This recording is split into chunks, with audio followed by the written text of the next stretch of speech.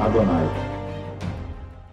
Shalom Adonai. Antes de iniciar o vídeo, eu gostaria de agradecer ao professor Paulo, de São Paulo. Vai meu agradecimento a ele. Ele ajuda demais esse canal. O conhecimento dele é fantástico. Gostaria também de agradecer ao seu Carlos Roma, que cuida do canal Yeshua do Facebook. Eu só tenho a agradecer ele, tá? Vai meu agradecimento. Ele está com nós desde o início e ele que toma conta. Foi uma iniciativa dele. E o meu canal é conhecido no mundo hoje através do seu Carlos Roma. Tenho que agradecer a esse guerreiro celestial que tanto fez por esse canal desde o início. Então, é um dos primeiros inscritos, é o seu Carlos Roma. Eu queria agradecer ele de coração, irmão, tá? A gente tem que lembrar das pessoas, porque aqui a gente é tudo junto. E vou agradecer também aos comentários. Não deixa de comentar. Você vê que lá no canal Yeshua, as visualizações em 2 vídeos aumentou 30 mil visualizações a mais. Porque eles começaram a comentar e a divulgação é maior. A gente vai atingir um público maior. Então vai meu agradecimento. Eu vou agradecer lá, que aqui eu estou no canal do Relógio do Criador. Mas quando eu estiver lá eu vou agradecer. Para você entender o vídeo que eu vou colocar, o próximo no canal Yeshua, você tem que assistir esse documentário. Para você começar a juntar o quebra-cabeça. Porque os próximos vídeos do canal Yeshua, ele vai revelar o que está enterrado aí embaixo dessas pirâmides e o que está enterrado na Amazônia. Você vê que lá tem pirâmide. E você pode reparar que as pirâmides não afundam. Por que as pirâmides não afundam? Porque elas estão em lugares que o firmamento mostra.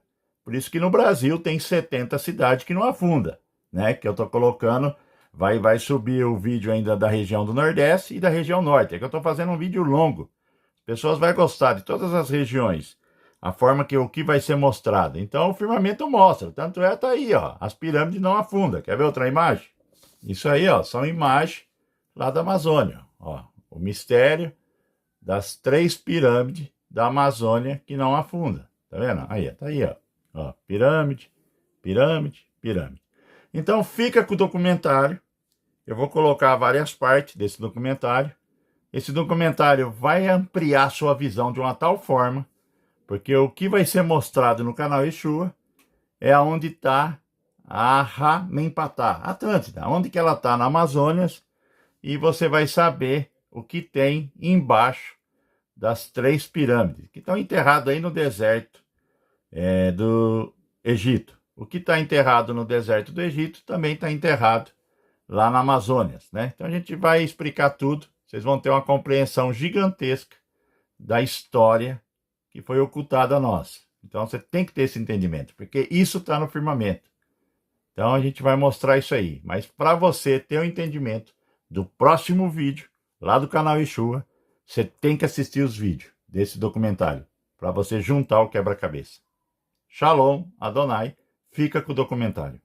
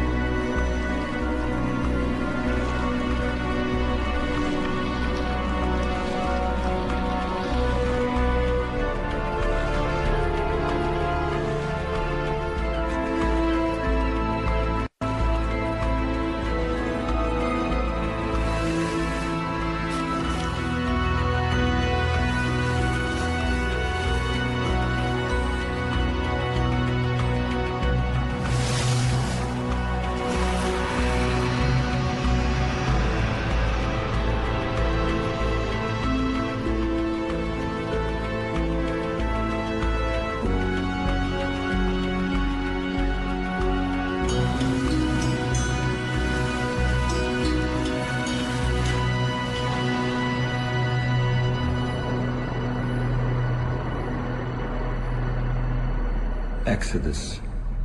For thousands of years, the biblical epic has captured the human imagination. But did it really happen? When it comes to the Exodus, we have no evidence that it happened and a good deal of evidence that it didn't. They made it up.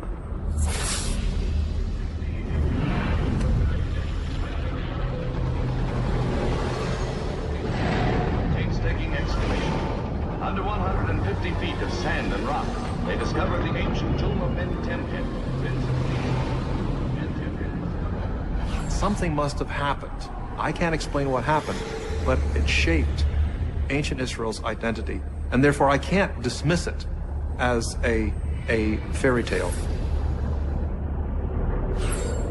In the famed Valley of the Kings, where 60 Egyptian pharaohs were buried midst a splendor the world has never equaled, archaeologists... What can you dig up which is going to prove the Exodus? What would you have to find in order to prove the Exodus? The Exodus story is at the very heart of Christianity, Judaism, and Islam. For thousands of years, believers have treated it as historical fact. But in the past few decades, scholars have called the story a fairy tale. I'm James Cameron, and I know a filmmaker who for nearly a decade has been on a mission to answer a 3,000-year-old question. Is the Exodus fact or fiction? His name is Simcha Jakubowicz, and he's a 2-time Emmy winner in investigative journalism.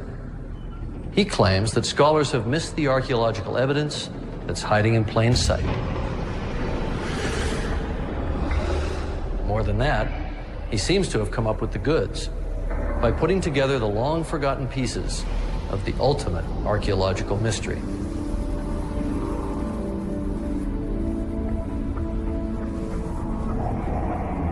How did we do it? By tracking down experts from a variety of disciplines who rarely, if ever, talk to each other. None of them fully subscribes to our take on the story, but many possess critical pieces of the puzzle, and what emerges will challenge even the most skeptical. But before we show you the evidence, let's start the story at the beginning.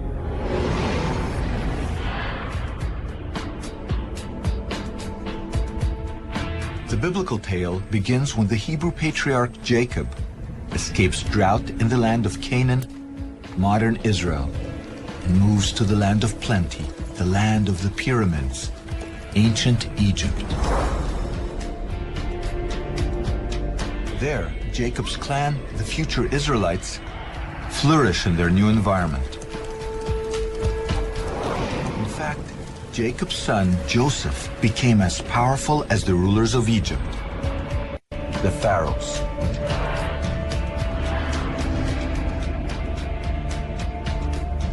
And yet, after Joseph dies, his people are enslaved by the ruling Egyptians.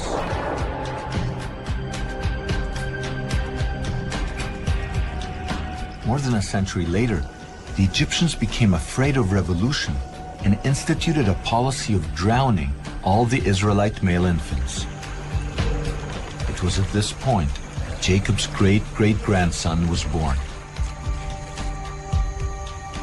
To avoid death, the infant was hidden in the bulrushes, where he was found by Pharaoh's daughter.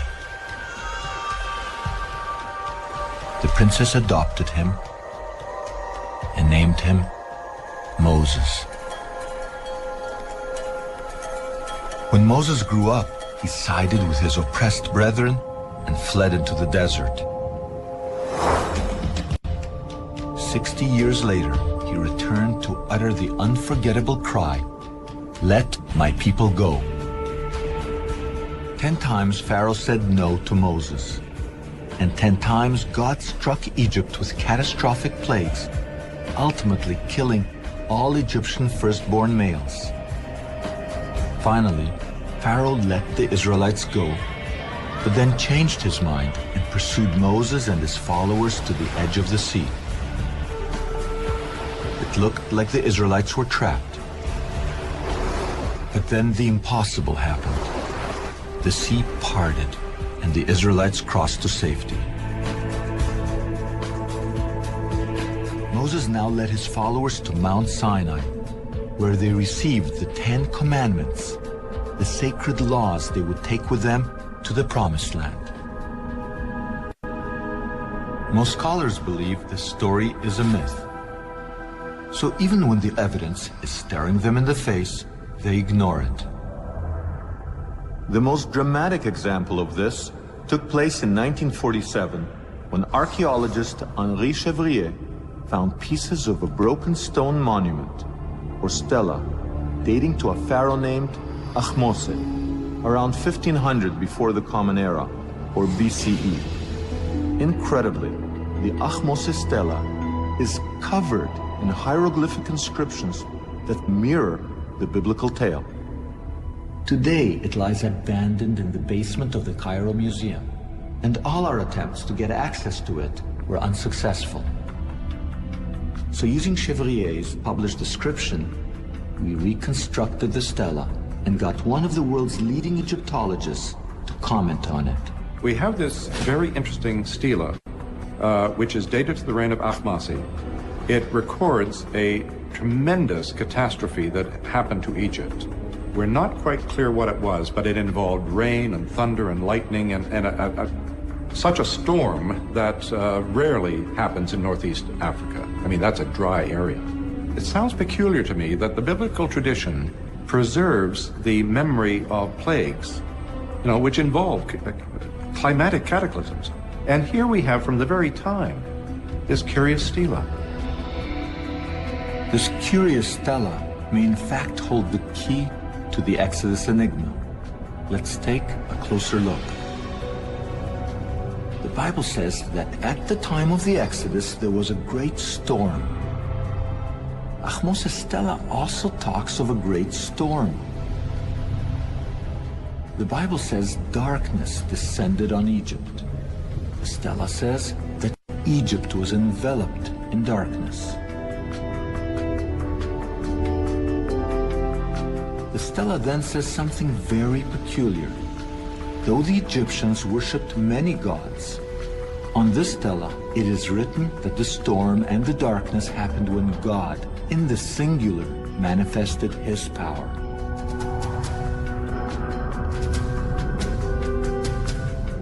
The Bible describes Pharaoh, but never names him. Because of this stela, we now know his name, Ahmose. And now that we know who he is, maybe it's time that we met him.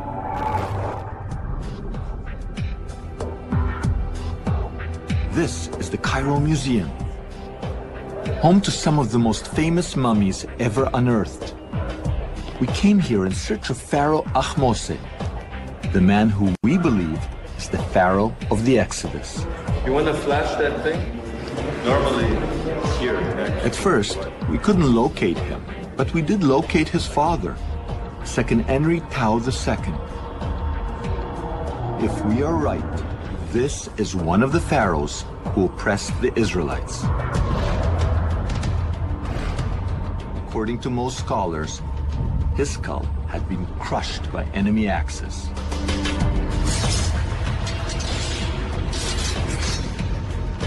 Perhaps those enemies were Israelites, smashing his mummy as they left on the Exodus.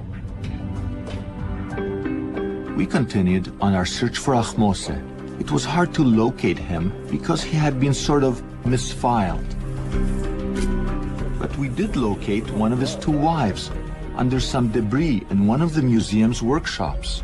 Hi, is it possible to reveal the wife of Ahmose? Just don't move it without supporting you. According to our calculations, this somewhat discarded glass coffin contains the mummy of a woman whose husband contended with Moses and hardened his heart to God himself. At last we located Pharaoh Ahmose. Here is the man who confronted Moses.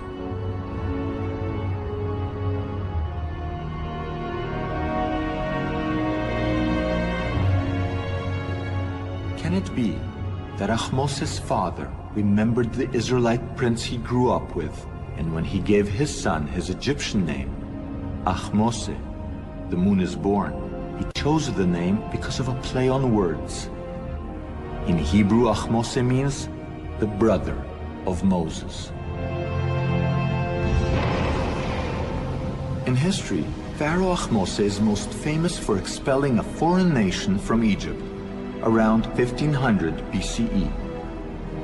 At the time, Egypt was ruled by a people that the ancients called Hyksos. Until recently, little was known about the Hyksos. Then, in the 1960s, their ancient capital, Avaris, was discovered north of Cairo.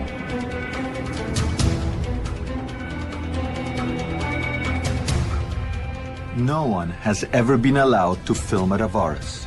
To get there, we needed the cooperation of the Egyptian authorities. They're concerned that in the volatile Middle East, the discovery of biblical artifacts will somehow strengthen modern Israel's claims in the area. As a result, the Exodus is a touchy subject in Egypt today. So we didn't mention Moses, and we stressed that we were interested in Pharaoh Ahmose and the Hyksos he drove out of Egypt. After months of negotiations, we were finally given permits to shoot at Avaris. Indeed.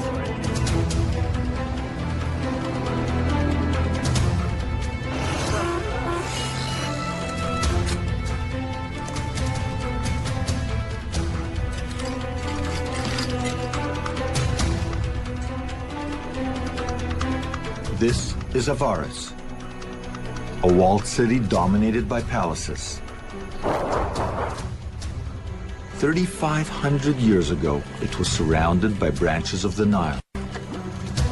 Avaris was discovered by Professor Manfred Bitak of the University of Vienna.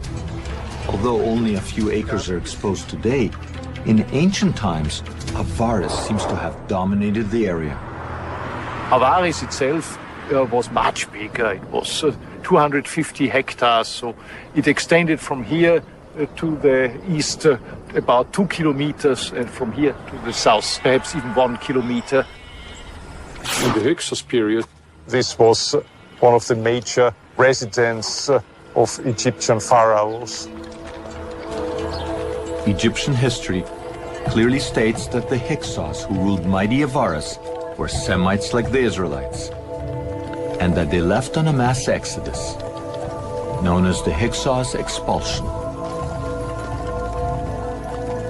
We have in the Bible the story of the Semites leaving Egypt and going eastward from Egypt. At the same time, independent of the Bible, we have a story of the Hyksos being expelled from Egypt. I think definitely the two stories are related. They're describing the same event from different viewpoints. If the Hyksos expulsion and the biblical Exodus are really one and the same event, then perhaps we can find the long sought-after proof for the biblical Exodus during the Hyksos period. But most scholars say that the Hyksos and the Israelites cannot be equated because the Hyksos left Egypt hundreds of years before Moses was born. These scholars also say that the chronology of ancient Egypt cannot be tampered with. You can play with Egyptian dates. You can move them up maybe 10 years and down 10 years, but you can't move them up and down 50 or 100 years. That's not possible.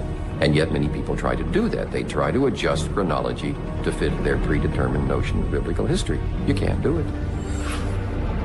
But maybe we have to. What if scholars are placing the Exodus in the wrong time period? Imagine the confusion if in the future scholars date World War II to the 1990s.